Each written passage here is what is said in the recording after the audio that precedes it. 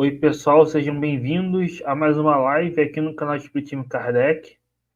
Não é? Também o Michel está retransmitindo para o Kardec Tube, o José também para o canal dele.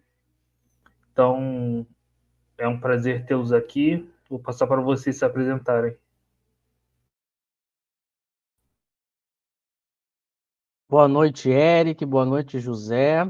Boa noite a todos que nos acompanham. Sejam bem-vindos ao nosso 37º estudo da obra de Kardec, o Espiritismo em sua mais simples expressão.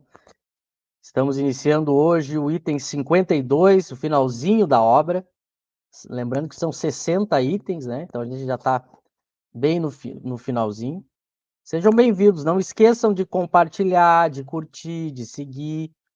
Participem, mandem comentários, questões, sejam bem-vindos. Aqui hoje no Rio Grande do Sul tá frio, já estou aqui com o meu, meu chimarrão. Estou também com a rinite alérgica atacada, então não reparem a voz, o nariz, mas a gente segue. É importante a gente conseguir trocar ideia, reflexões, sejam bem-vindos. Boa noite, Eric. Boa noite, Michel. Boa noite a todos aí que nos acompanham. Mais uma vez, continuar estudando essa obra importante de Kardec, o Espiritismo em sua mais simples expressão, né?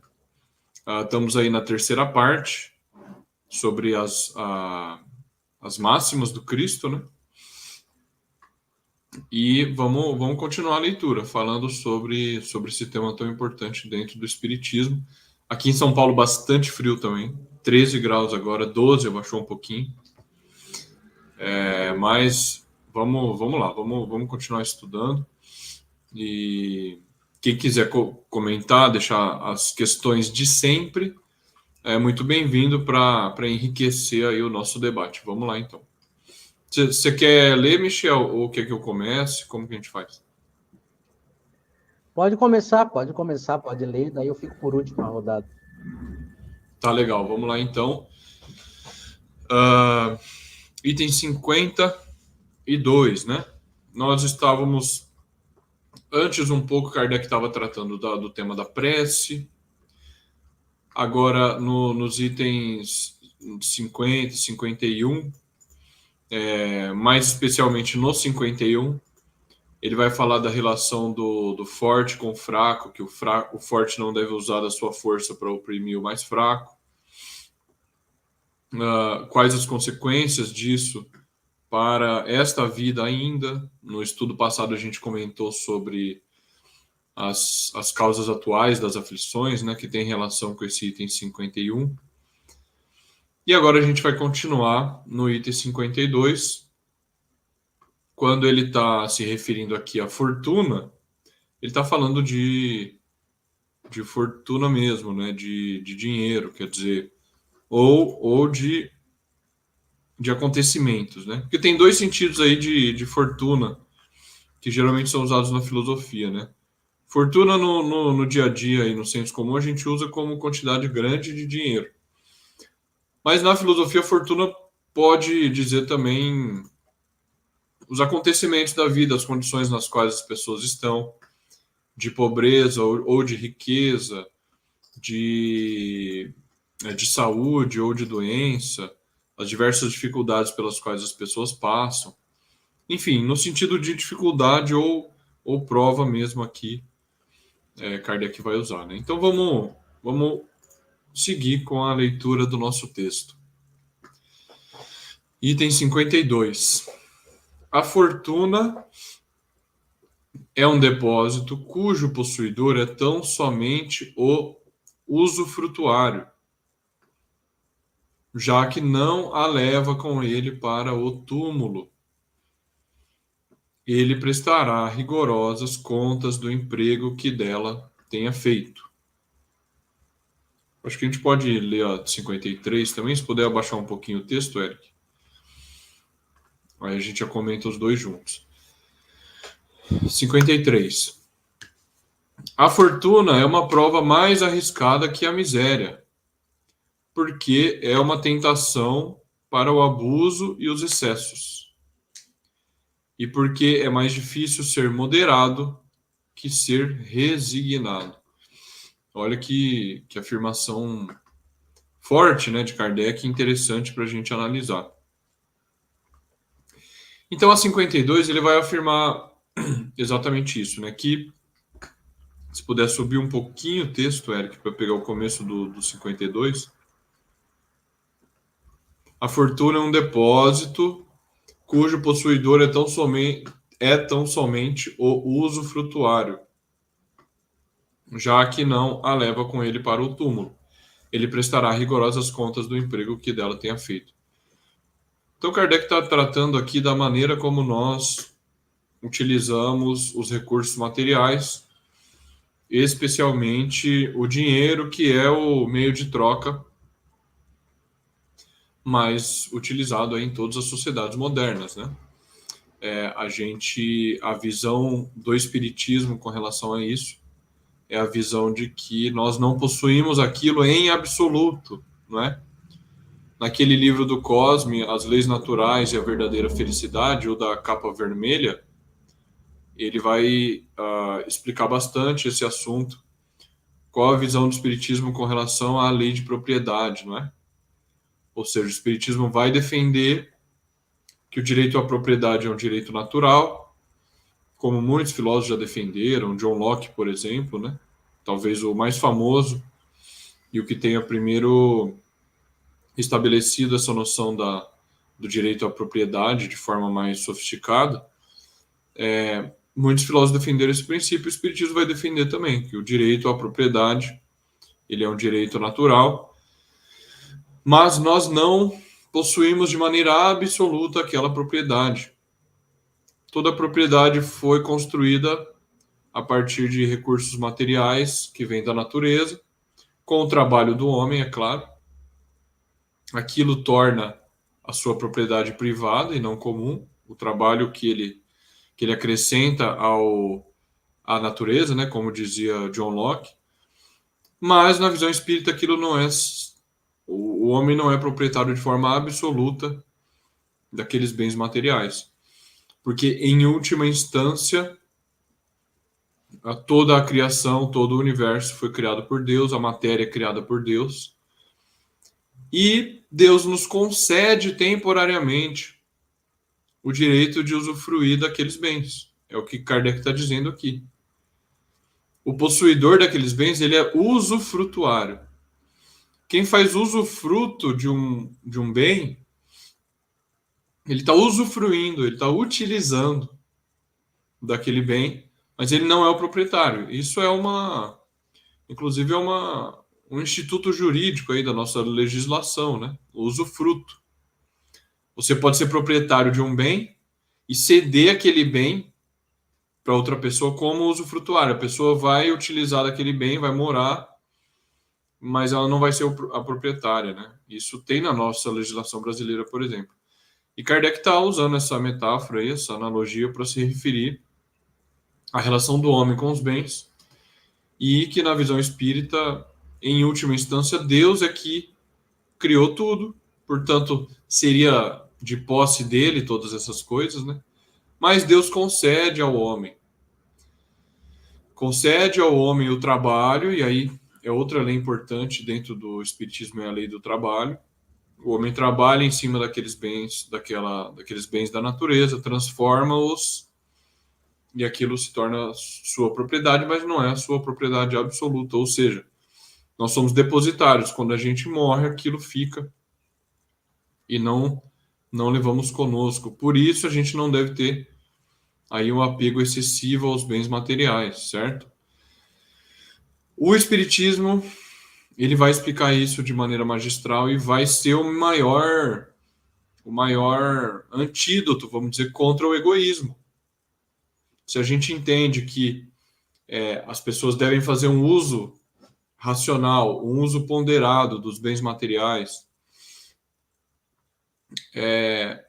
e que as pessoas devem usar aquilo da melhor maneira, o Espiritismo é a teoria que vai mostrar que isso não é só desejável como é possível. Cada pessoa, isso é importante, do ponto de vista individual, cada pessoa deve se preocupar em fazer bom uso daqueles bens.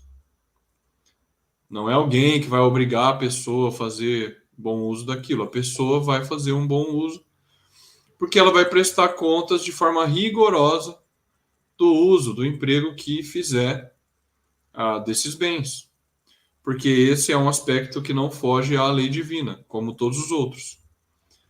Da mesma maneira, o uso do corpo. Mesmo o corpo, nós não somos proprietários absolutos do corpo, porque na hora que Deus quer, que a lei natural diz, a gente perde o corpo e continua a nossa vida, porque a vida espiritual, porque o ser é a alma.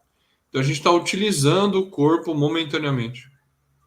Às vezes a gente não para pensar nisso, como é profunda, como é forte essa visão do espiritismo. Nós estamos utilizando o corpo momentaneamente. Nós não somos o corpo. Ele não nos pertence de maneira absoluta. Isso muda completamente a maneira como a gente deveria encarar a vida presente, sempre do ponto de vista da vida futura, né? Que isso aqui é passageiro, nem mesmo o corpo nos pertence. As leis materiais vão determinar a qualquer momento que esse corpo pereça e aí a gente segue a nossa vida. Bom, eu comentei bastante já sobre os 52. Eu vou passar para vocês, aí depois eu posso comentar também novamente os 53. Então fiquem à vontade aí com as considerações.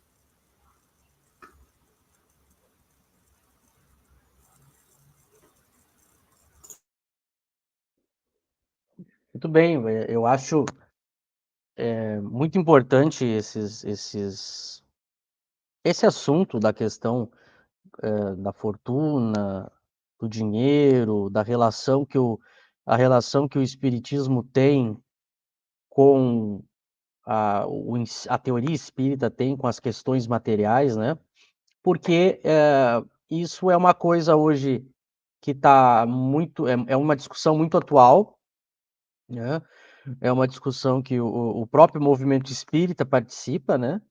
E, e há muita confusão no entendimento, né, sobre isso, pelo próprio movimento espírita, sobre o como que o espiritismo entende essa relação do espírito com as coisas da matéria, né? Então é muito importante esses itens curtinhos que tratam disso, já que a gente sempre se propôs aqui no nosso estudo, desde que a gente começou, além de fazer uma análise e refletir sobre o que Kardec escreve, e também procurar, enquanto a gente reflete sobre o que Kardec escreve, a gente procura trazer para vocês outros textos de Kardec que tenham relação com o que a gente está lendo aqui, né?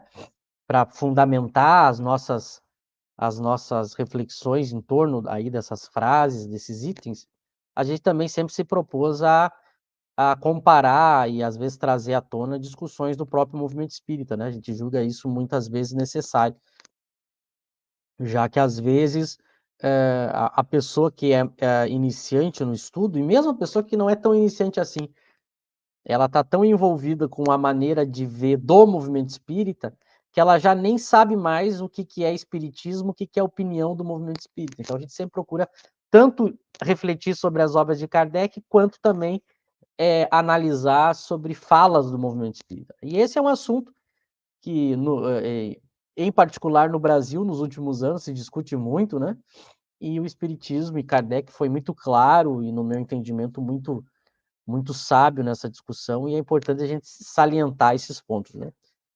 Muita coisa o José já trouxe, né? Ideias básicas de como é que a teoria espírita pensa, né?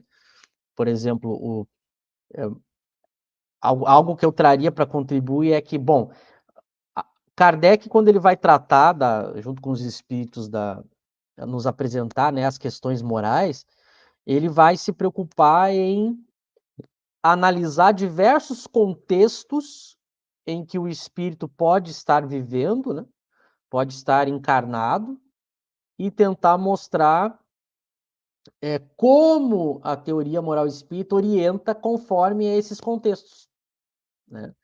Então, óbvio que um dos principais contextos que o espírito encarnado vai se deparar é com a relação dele com os bens materiais. Então, o Espiritismo tinha que atacar esse ponto, tratar esse ponto, né? Então, notem que aqui ele está falando justamente sobre a questão da fortuna, né? E algo muito importante que o José trouxe, o Livro dos Espíritos deixa muito claro o posicionamento do Espiritismo sobre a questão da propriedade, né? Do direito à propriedade que a pessoa tem. Então, é um ponto básico do Espiritismo. E a gente vai ver que, basicamente, os espíritos Kardec vão trabalhar da seguinte maneira. O problema, o Espiritismo jamais vai colocar como imoral ou como algo problemático, pecaminoso ou errado o dinheiro, os bens materiais, a fortuna, a riqueza, né? O Kardec foi muito sábio e os espíritos foram muito sábios sobre esse ponto. Jamais o problema vai estar na riqueza em si, porque inclusive do ponto de vista aqui que a gente está tratando, que é o ponto de vista moral, é uma consequência natural do trabalho do homem, aquele que trabalha mais por um princípio de justiça, ele vai acabar também tendo mais. Então, o problema para o espiritismo vai ser o uso que eu vou fazer desses bens materiais. Então, essa é uma primeira diferença importante da gente entender. Não é a coisa em si, mas o uso da coisa, né? Como eu uso, com que objetivo eu uso e se aquilo está ajudando ou atrapalhando o desenvolvimento das minhas virtudes. Ou está me tornando uma pessoa mais apegada aos bens materiais, materialista, egoísta. Aí começa a ser o problema. Então, basicamente, o Espiritismo ele vê o problema no uso, no objetivo e no como eu vou adquirir esses bens. Então, é claro, é óbvio que o Espiritismo, do ponto de vista moral, condena qualquer tipo de aquisição que não seja através do trabalho justo, da conquista justa. Então, nota como o Espiritismo ele consegue trabalhar com muito bom senso essa questão. Ele não coloca um problema em si, no problema da propriedade, da riqueza, da fortuna, e claro que ele condena aquela propriedade que é fruto do trabalho desonesto, da injustiça, evidentemente. Que aí eu entro. Aí sim é algo imoral, né? Quando eu adquiro algo que não é meu por direito. Mas quando é meu por direito, não há nenhum problema. E aí ele entra na questão dos fins, dos objetivos, né? Então, ele deixa muito claro que eu posso usufruir daquilo que é meu por direito, né? Mas, ao mesmo tempo, ele deixa claro também que, como nós estamos na matéria momentaneamente, nós não somos, né, esse corpo, e isso vai começar o Espiritismo a se diferenciar de muitas teorias que vão ter como princípio o materialismo. Então, não há uma vida antes e nem depois do corpo, né? Então, eles começam a ir para outro lado, como o José bem lembrou. Então, para o Espiritismo, eu posso usufruir das coisas da matéria, mas eu tenho que lembrar que eu sou um espírito temporariamente num corpo, e quando a gente diz temporariamente, é temporariamente mesmo, né? Porque o Espiritismo vai mostrar que a gente passa a nossa verdadeira casa é o mundo dos espíritos, né? Aqui é só. Então, o espírito não pode esquecer disso. Então, ele vai ter, como ele diz assim, ó, ele prestará rigorosas contas do emprego que dela tenha feito. Nesse usufruto da fortuna, ele tem que entender que ele vai prestar contas do ponto de vista moral. E nota que é contas do emprego que tenha feito. Lembra que eu falei a questão do uso? Ele deixa muito claro, é conforme o emprego que eu fiz.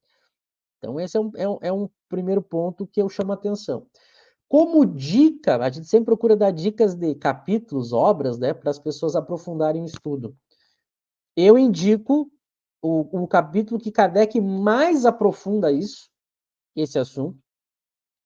O Evangelho segundo o Espiritismo, o capítulo 16 do Evangelho segundo o Espiritismo, né? Aquele capítulo do não podeis servir a Deus e a Mamon. Então, ali é exatamente onde Kardec e os espíritos vão analisar tanto a ideia, a interpretação dos ensinamentos do Cristo, né? Kardec vai mostrar que o espiritismo não condena a riqueza, não condena até mesmo um certo tipo de concentração da riqueza. Kardec vai comentar nesse capítulo, mas ele vai falar sobre a responsabilidade, que é óbvio que aquele que mais tem, mais será pedido. É óbvio que a gente tem responsabilidades, mas essas responsabilidades não tiram também os direitos daquele que possui, desde que, obviamente, da maneira eticamente conquistada, né? Isso já puxa um pouco da 53, que ele vai mostrar justamente a prova que é a fortuna. Então, a pessoa que, quanto mais tem, ela tem é uma prova mais difícil porque ela tem a tentação de partir ou para o abuso ou para o excesso. Né? É uma prova mais difícil que a pobreza, nesse sentido.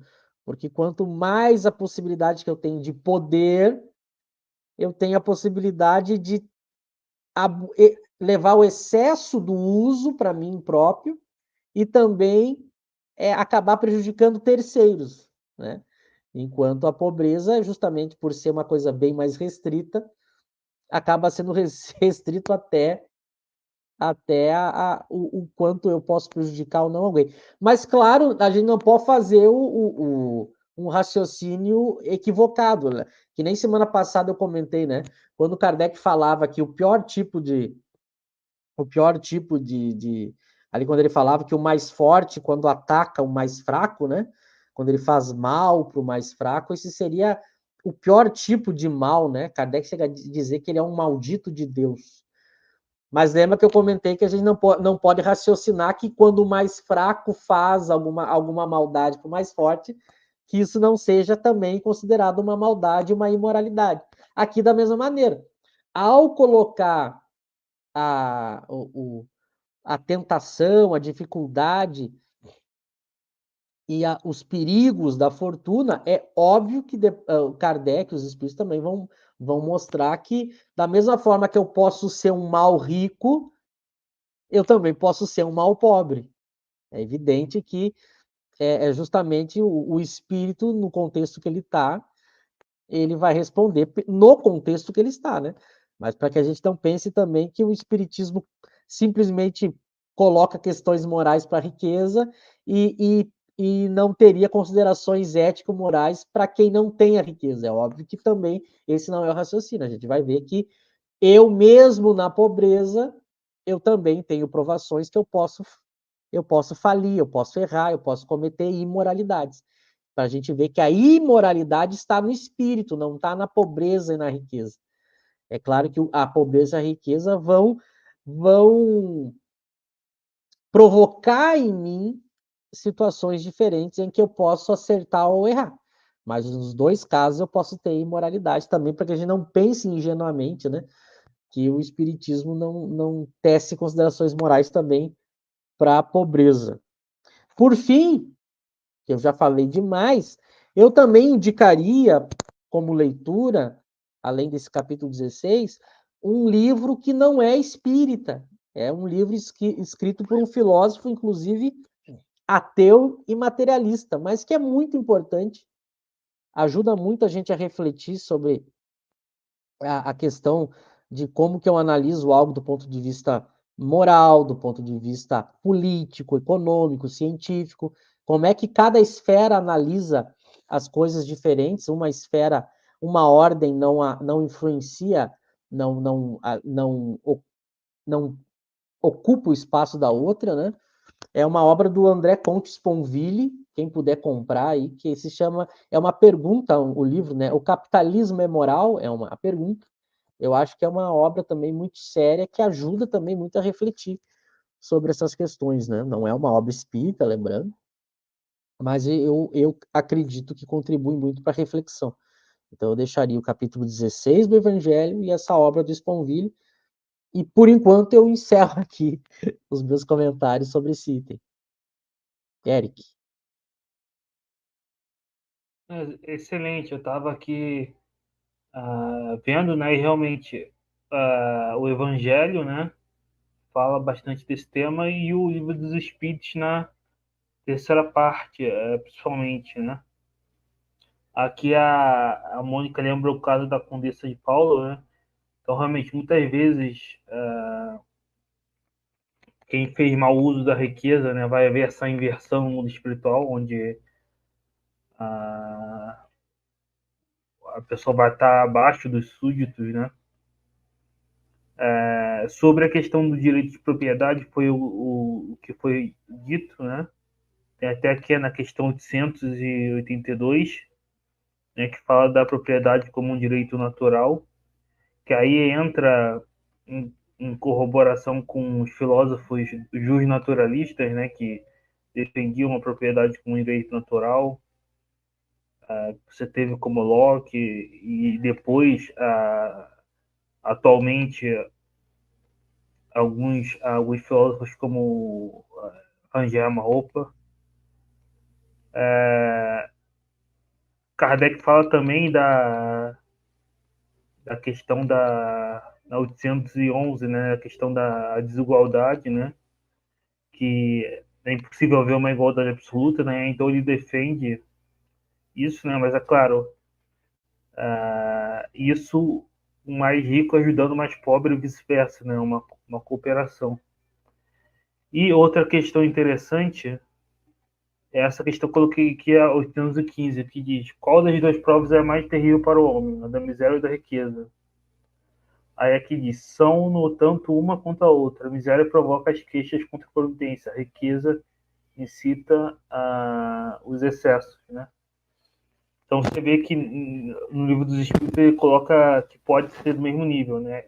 Porque isso vai depender da fraqueza do espírito. O espírito tem mais tendência a,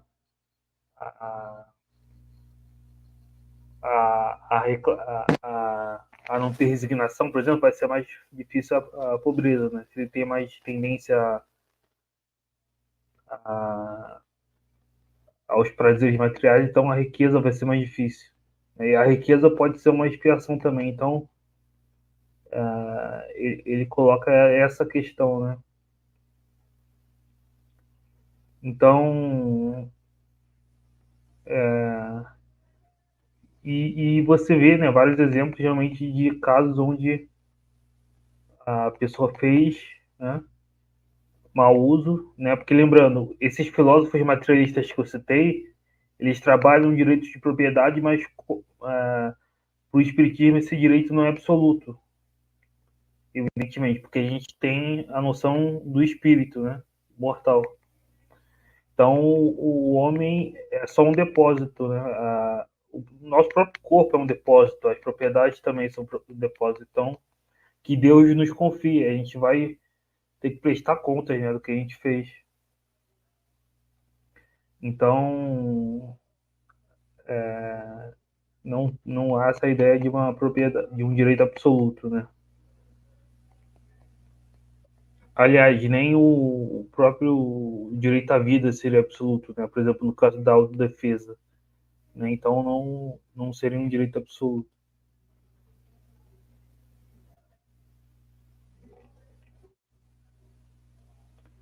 Enfim, não sei se vocês querem falar mais alguma coisa.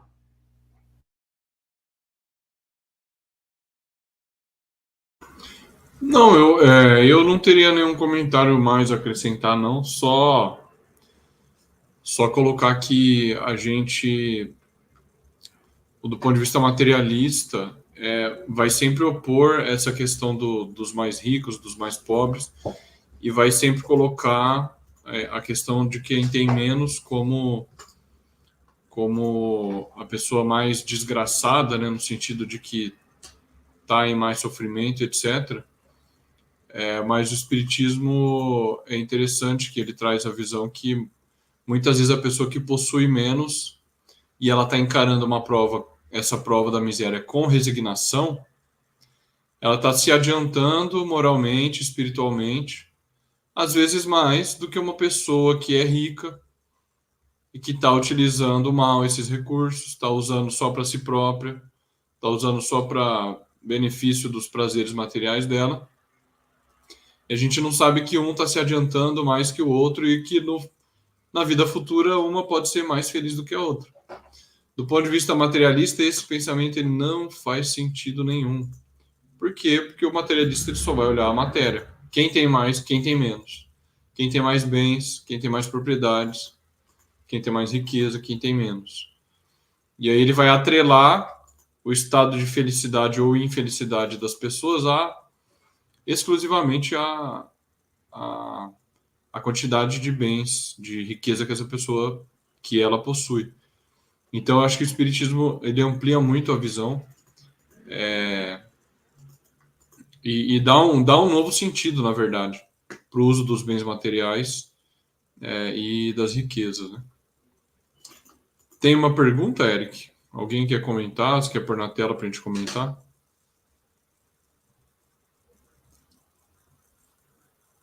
A Mônica comenta aqui da questão do Descartes, que a gente tinha falado. O Alex faz uma pergunta, então. Ele fala: vocês falam muito do Cosme, creio que seja assim escrita. O que ele é para representar o Espiritismo diante de suas pessoas? Ele fala tudo o que o Espiritismo prega em sua filosofia? Fiz uma pesquisa que seria Cosme Massa. Todos nós podemos comentar um pouco sobre o Cosme, né? Mas o Cosme Massi, Alex, ele é um pesquisador espírita, um palestrante, estudioso da obra de Kardec há muitas décadas já, e ele é uma referência para a gente não só na compreensão da obra de Kardec, como na divulgação, né? Ele é um palestrante importante, que faz palestras no Brasil inteiro e fora do Brasil também. E na nossa visão, ele tem uma contribuição muito importante por vários motivos, né? Não precisaria ficar elencando todos aqui. Mas o Cosme ajuda, simplesmente ele ajuda a gente a compreender bem a obra de Kardec. E ele tem diversos livros publicados. Na verdade, é uma série explicando o Livro dos Espíritos, mas explicando não só do ponto de vista do Cosme, nas palavras dele. Ele utiliza a filosofia, utiliza diversos filósofos para contextualizar os temas que o Espiritismo está debatendo e para demonstrar as diferenças do ponto de vista espírita com relação a outras filosofias materialistas, por exemplo. Ele ajuda a mostrar como é que outros filósofos têm semelhanças com o Espiritismo e podem nos ajudar a compreender melhor o Espiritismo se a gente se utiliza dessas teorias dos outros filósofos. Por exemplo, acabou de aparecer um comentário aqui sobre o Descartes, né, as paixões da alma. É bem curioso esse movimento que acontece, que a gente vê ainda inicial, mas já existe, de meio que popularização assim do Descartes, das paixões da alma, entre alguns espíritas. Né? Ainda é tímido esse movimento, eu acho, mas sem dúvida nenhuma, ele foi iniciado pelo Cosme, porque o Cosme, ele conhece a obra de Descartes, e segundo ele, a visão de Descartes com relação às paixões guarda muito a relação com a visão do Espiritismo sobre as paixões e ajuda muito a compreender esse tema das paixões dentro do Espiritismo, se a gente estuda a obra de Descartes. Então, além do que, só para finalizar, o Cosme criou a Kardecpédia, né? Ele é um dos diretores do IDEAC, que é um centro espírita lá de Curitiba, no Paraná. O IDEAC tem vários projetos, tem editora, tem o projeto em vídeo, que é a Kardec Play, e tem a Kardecpédia, que é a disponibilização de todas as obras de Kardec gratuitamente, que a gente sempre utiliza aqui nos nossos estudos. E também a Kardecpédia é muito utilizada no Brasil e no mundo por muitos espíritas. A gente vê muitos estudos no YouTube utilizando a Kardecpédia, porque é uma ferramenta Importantíssima, importantíssima. É o Google ou o Wikipédia de Kardec. Você entra nesse site, você põe qualquer termo, qualquer palavra, ele vai puxar em toda a obra de Kardec, onde se encontra esse termo ou a frase que a gente está procurando, né? Então, assim, eu acho que o Michel, o Eric podem comentar também. A Kardecpédia, ela revolucionou, no bom sentido, o estudo de Kardec no Brasil e no mundo, porque facilitou demais. Tem aplicativo no celular gratuito. É uma ferramenta importantíssima para a gente estudar. E é uma referência para a gente, nada mais que isso, não é? O Cosme não é um sacerdote espírita, não é uma figura de autoridade que a gente deva aceitar tudo que ele diz como verdade, não é nada disso. É um pesquisador que contribuiu demais e que a gente reconhece essa contribuição.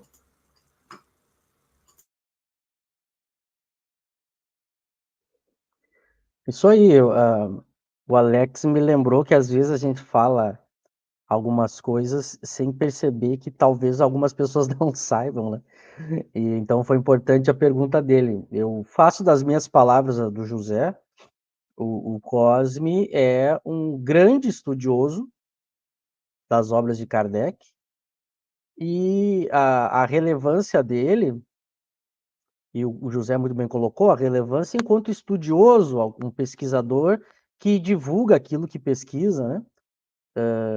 A relevância do Cosme é que ele inaugurou uma nova fase do movimento espírita, né? Que é a fase que nos despertou para estudar Kardec, né? A imensa maioria das pessoas que eu conheço que contam como conheceram o Cosme é muito parecido, né? Inclusive é a minha história. A gente vivia aquele espiritismo de movimento espírita até que conheceu o Cosme e assistiu uma palestra dele e disse assim: meu Deus, eu não sei nada de espiritismo, eu preciso estudar Kardec. A maioria das pessoas teve essa sensação, porque ele inaugurou algo que praticamente ninguém fazia, que é, primeiro, estudar a revista espírita. Ele foi o grande incentivador para entender a revista espírita como uma obra fundamental, não só as 5 básicas, né? E ele demonstrou um excelente conhecimento da obra de Kardec, o que nos chamou a atenção e fez a gente querer estudar Kardec também e também compartilhar com ele aprender com ele, ouvir também o que ele estava pesquisando, já que ele faz isso de uma maneira com muita qualidade, né? Esse é um ponto que faz a gente admirar ele nesse sentido. O outro sentido é que ele também, ao inaugurar essa nova fase do movimento espírita, ele terminou com outra fase, né? No meu entendimento, que é a fase em que os líderes do movimento espírita, até então, eles eram vistos por coisas que não a divulgação das obras de Kardec ou a discussão e o estudo das obras de Kardec. Os líderes do movimento espírita eram pessoas que faziam outras coisas que não necessariamente tinham a ver com Kardec. E muitas dessas pessoas faziam coisas em que elas apareciam como a referência, coisas que elas brilhavam, né? Enquanto o Cosme inaugurou uma fase em que a gente vai agora venerar Kardec e não pessoas do movimento espírita. E, por fim, é o que o José já falou. No meu entendimento, e eu sempre falo isso, o trabalho mais importante feito pós-Kardec na história do espiritismo é o surgimento do Kardecpédia. Mesmo aquelas poucas almas que defendiam a bandeira de Kardec durante o século XX, e até por impossibilidade tecnológica, né, não é só culpa delas, mas a maioria das pessoas não tiveram essa ideia e nem a possibilidade, né? Tinha que esperar surgir a internet, toda a tecnologia, para justamente criar hoje o maior site de pesquisa da obra de Kardec. Então, eu finalizaria esse nosso comentário sobre o Cosme dizendo que ele não é mais importante que Kardec, e nem ele se coloca como, esse é um ponto interessante, mas é alguém que, se eu estudo espiritismo, eu não posso ignorar a figura do Cosme. Se eu sou um estudioso do espiritismo, eu não posso viver no movimento espírita ignorando a figura do Cosme, e muito menos o Kardec pede. Embora seja impressionante que ainda existam pessoas que desconheçam tanto um como o outro. Então, por isso a importância da gente comentar. É fundamental. Existem pessoas que ajudam muito, né? Então, eu acredito que são essa somatória de coisas que fazem a gente ter ele como um grande pesquisador que a gente sempre quer ouvir. A gente sempre quer ouvir a opinião, o que ele está estudando, o que ele está pensando, e contribui também com os nossos estudos. E também nos escuta, né? Também ajuda a tirar as nossas dúvidas, né? Então, eu digamos que é uma espécie de um líder, mas não no sentido que tinha antes, né? Antes do movimento espírita, era alguém que era praticamente um sacerdote médium que fazia alguma assistência social. E veja, eu não estou fazendo juízo de valor disso, eu só estou dizendo que não era algo focado em aprender com Kardec. E o Cosme trouxe esse despertar, né, para todos nós, mostrando que a gente devia realmente voltar para Kardec e aprender com Kardec. Kardec é o grande mestre do espiritismo, né? Então acho que essa é a contribuição e o porquê que a gente cita ele, né? Só para comentar rapidinho, Eric, antes de você comentar, os livros que eu mencionei que o Cosme publicou, tem alguns aqui para o pessoal ver. A coleção aqui bonita, né? Cada um com uma cor. Aí, às vezes a gente esquece o nome, aí fala ou da capa roxa, ou da capa verde, ou da capa azul e amarela, ou da capa vermelha, né? O Cosme ele publicou um livro para cada parte de O Livro dos Espíritos, para explicar segundo a filosofia, contextualizando aí, a gente compreender melhor cada parte dessa obra de Kardec, que é O Livro dos Espíritos. Essa obra o Cosme publica só para explicar o índice de O Livro dos Espíritos, por que Kardec organizou daquela maneira, naquela sequência, o Livro dos Espíritos. Depois, essa obra ele vai falar sobre a primeira parte, sobre Deus, matéria, espírito. Aqui tem questões interessantíssimas sobre a liberdade, tem questões interessantíssimas sobre o problema do mal, que é uma crítica dos materialistas à ideia da existência de Deus, como que Deus pode existir, ser bom e ao mesmo tempo existir o mal no mundo. O Cosme vai explicar do ponto de vista da religião, do ponto de vista do materialismo e do ponto de vista do espiritismo, como é que cada uma dessas visões dá uma resposta para esse problema. Depois, Os Espíritos e os Homens explica a segunda parte de O Livro dos Espíritos. Esse aqui explica a terceira. E a quarta está por sair ainda. Estamos aguardando aí ansiosamente. Eu já li os 4. Vocês veem aí que tem até várias marcações coloridas aqui, né? O livro está todo rabiscado. Fica aí a divulgação, sempre importante para o IDEAC. O IDEAC, que é esse centro espírita dirigido pelo Cosme. O Cosme é um dos diretores. A Lilian, a esposa dele, também é uma das diretoras, e eles trabalham demais pela divulgação do espiritismo, do IDEAC, de Kardec. Então, vale a pena quem quiser procurar Kardec Books e adquirir esses livros que ajudam muito a gente a compreender o espiritismo.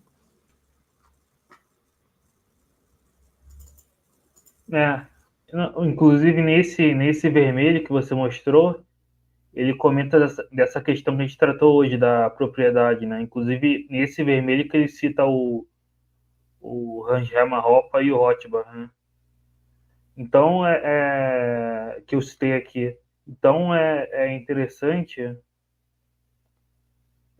é um pesquisador interessante, né? Para estudar Kardec, tem a Kardecpédia, né? Tem os outros trabalhos. Tem a Kardecpédia, é muito útil, né? antes você tinha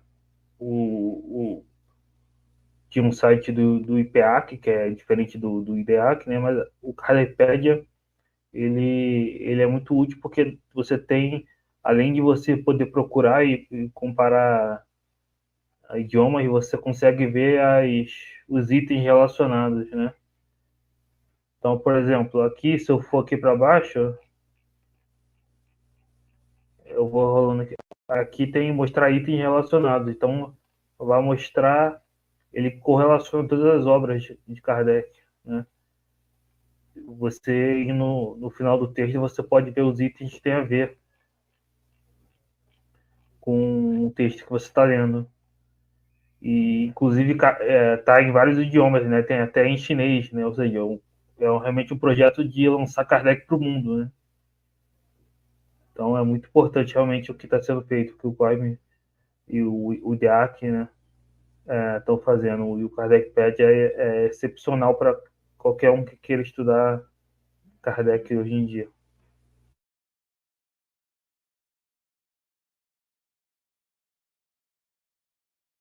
É isso aí. Bom, a gente já está perto do final. Eu vou puxar mais um assunto aqui para a gente não entrar no 54, senão a gente teria que passar rápido pelo 54. Mas, por exemplo, a gente está falando aí sobre a questão da fortuna, o uso, o emprego que se faça e tudo mais. Como é uma teoria moral, quem vai controlar o uso da sua fortuna é a própria consciência da pessoa. Ela, com o uso da própria vontade, a teoria moral, ela se dirige à vontade do indivíduo. Por isso que ela é em primeira pessoa, né? A teoria moral é como eu devo agir. Então, se eu estou num contexto em que eu tenho uma fortuna, como eu devo agir, conforme as orientações éticas aí do Espiritismo. E quem vai decidir, eu decido sobre as minhas e respondo sobre as minhas atitudes. É diferente, por exemplo, do campo da política ou do direito. No campo do direito e da política, eu tenho algo exterior que controla as minhas ações. Por isso que uma teoria política ou jurídica, ou teoria legal, da legalidade, são teorias que regulam as nossas relações e os nossos comportamentos. Então, eu tenho um sistema político, eu tenho governantes, eu tenho leis, eu tenho, inclusive, agentes que podem agir conforme o meu cumprimento ou não daquela lei. Então, veja, o Espiritismo ele trata da questão moral do indivíduo em diversos contextos. A relação do indivíduo com ele mesmo, com Deus e com o próximo, né? Que aí é a questão da sociedade. Mas a teoria espírita trata desses contextos do ponto de vista moral, que é o ponto de vista da pessoa usando a sua vontade, usando a sua consciência para decidir sobre as suas ações. Ela não... Por exemplo, quando o Kardec vai falar sobre caridade, né? Então, caridade é uma lei moral do Espiritismo. Agora, eu não poderia criar uma lei jurídica que obrigasse alguém a fazer caridade. Perceba? Isso seria tirar algo que é do campo da moral e levar para o campo do direito, da política. Eu não tenho como constranger alguém a fazer a caridade. Porque isso, inclusive, é contraditório com a própria ideia de caridade. Porque a caridade é um ato voluntário desinteressado da pessoa. Bom, se ela é constrangida a fazer por alguma lei exterior, uma lei social, já não é caridade. Então, é muito importante que as pessoas tenham essas noções hoje em dia para que não façam confusão sobre o que cada teoria aborda, né? É claro que a gente pode participar da discussão de leis e de sistemas políticos, mas aí eu não vou buscar esse conhecimento no Espiritismo. Claro que o Espiritismo pode analisar propostas e ver se elas, do ponto de vista ético-moral ou filosóficos, segundo a doutrina espírita, se elas entram em contradição ou não com a filosofia espírita, ou com toda a aplicabilidade que o espiritismo dá para as ações humanas.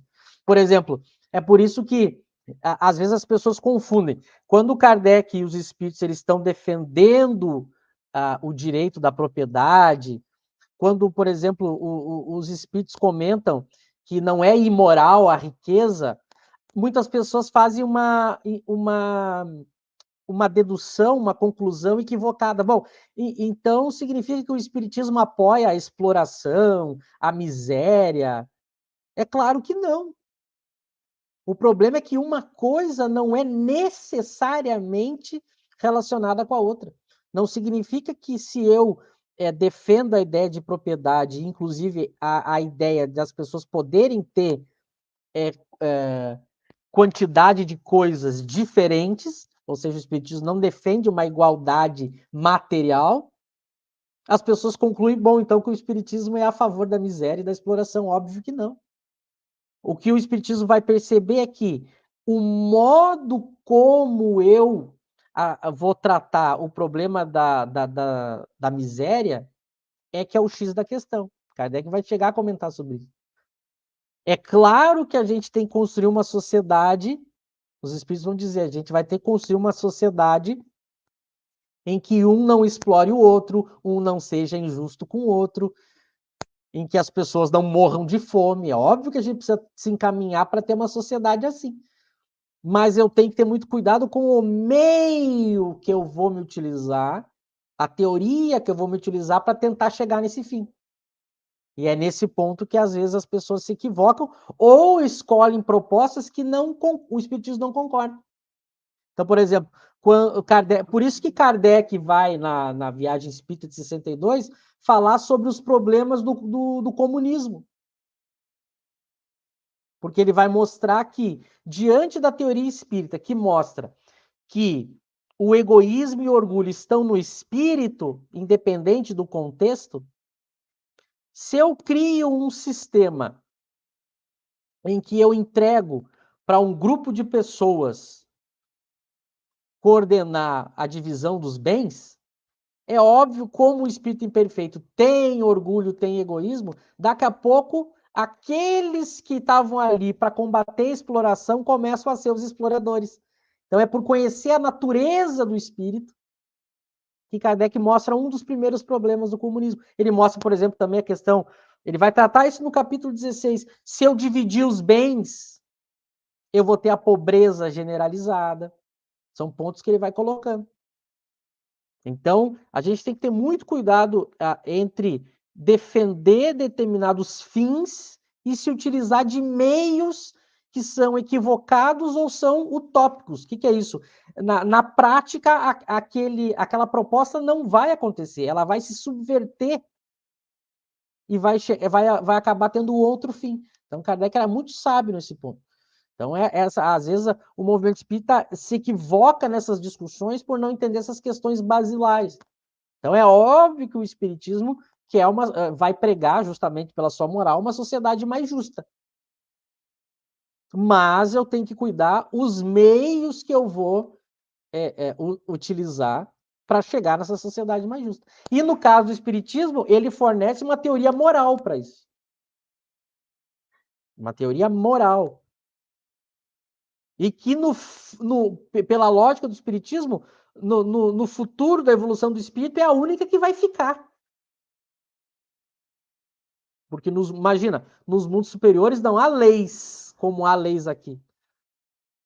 Porque justamente os espíritos adquiriram uma outra evolução que não é preciso um código, não é preciso uma legislação para controlar.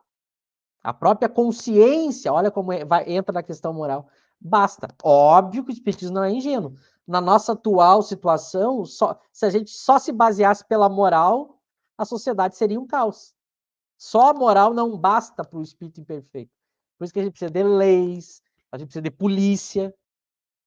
Então o espiritismo não é ingênuo, mas ele também, a gente não pode, às vezes as pessoas são muito apaixonadas pelos fins, e aí quando surge um meio em que elas não raciocinam direito, elas abraçam aquele meio, passam a defender aquele meio, mas elas não enxergam que Kardec não abraçou esse meio porque ele entendia, sabiamente, que esse meio não chegaria a esse fim.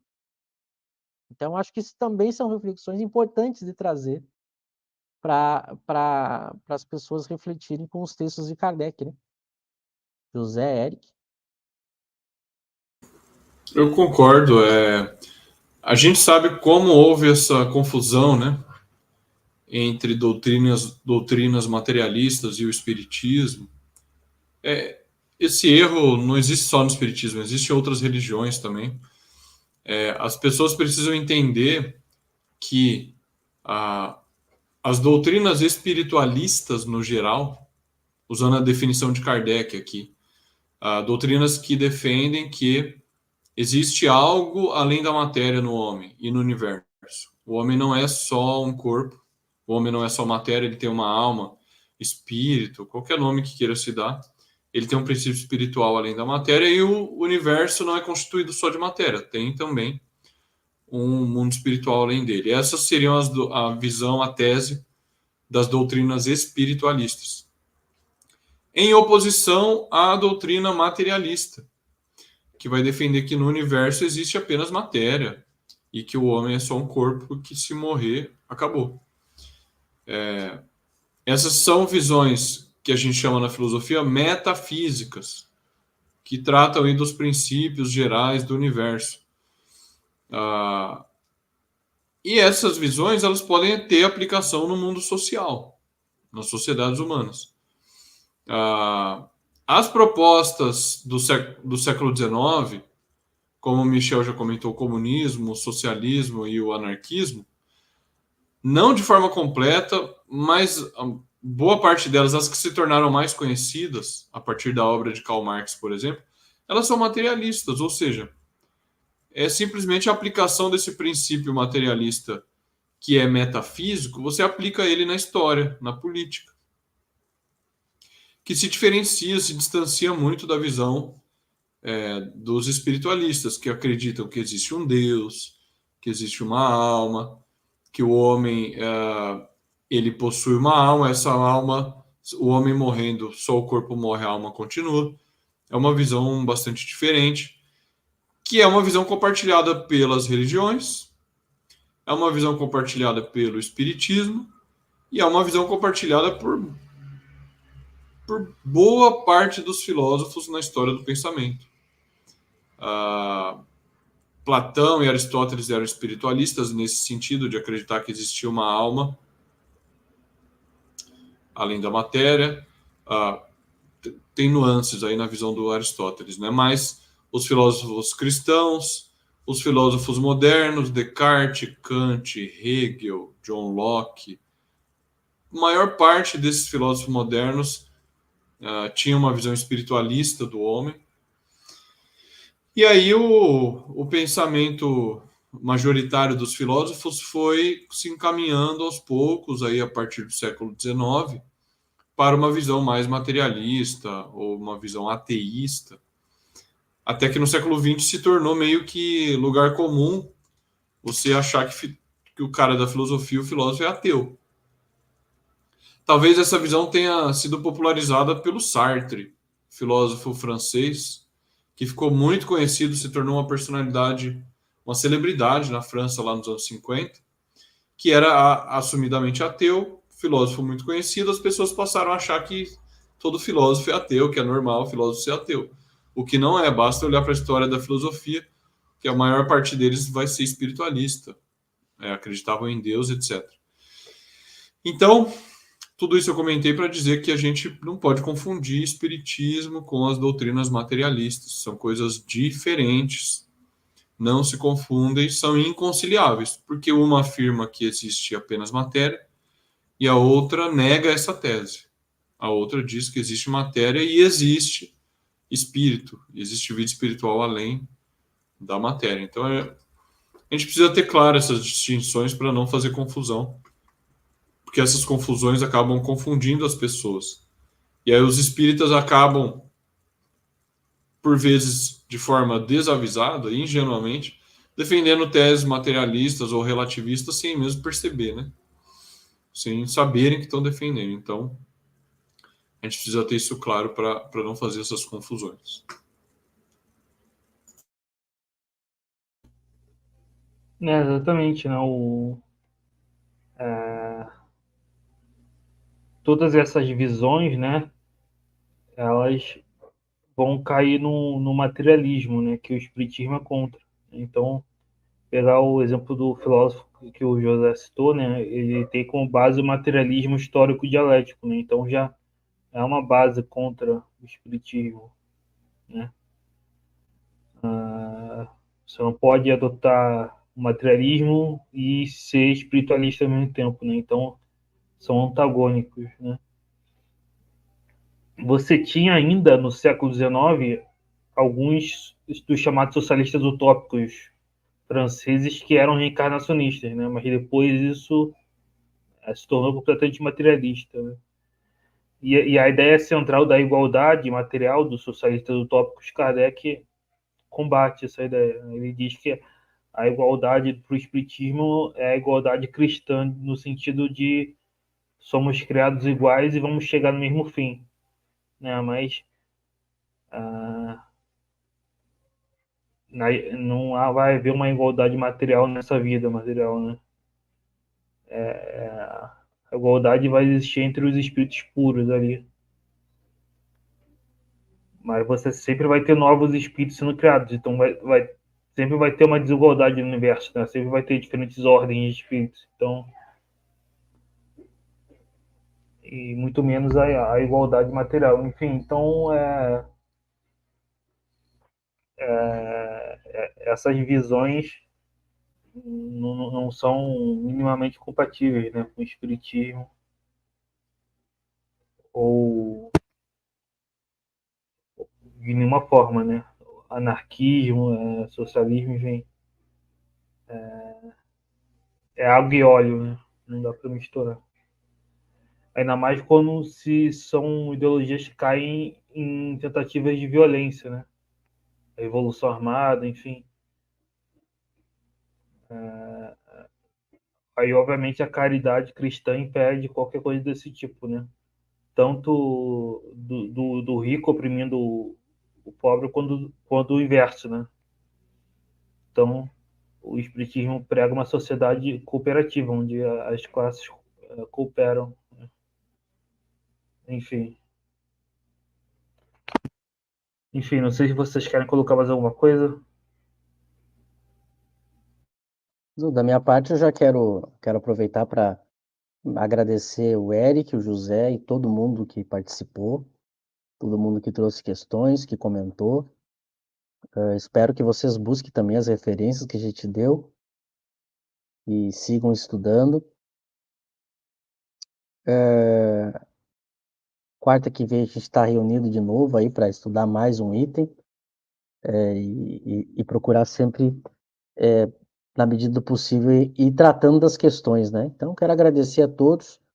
A gente sempre diz, se as questões que por acaso a gente não teve tempo de tratar, de preferência aquelas que tenham a ver com o contexto do que a gente está tratando, tragam de novo, tragam até mesmo no início do estudo, para que a gente trate, porque agora, para não extrapolar o tempo, a gente não pode tratar. Deixem comentários também nas nossas redes, para a gente saber o que estão pensando, o que ainda não ficou bem claro, isso é bem importante, né? Para a gente saber se a gente está se fazendo entender. E da minha parte é isso, então. Uma boa noite a todos, um bom resto de semana, um bom feriado e até quarta que vem. Também vou me despedindo. Muito obrigado pelos comentários, sempre muito importantes. Obrigado, Michel, Eric, pela companhia. Seguimos estudando Kardec, falando de Kardec, divulgando Kardec. Mandem a live para os amigos, entrem na Kardecpédia, utilize a Kardecpédia, se inscrevam lá na Kardecpédia no site, é importante. E é isso, vamos seguir estudando Kardec, esse autor que é a grande referência para todos nós. Grande abraço e bom feriado a todos. Então é isso, pessoal. Curtam, compartilhem, se inscrevam. Muito obrigado. E é isso. Até a próxima.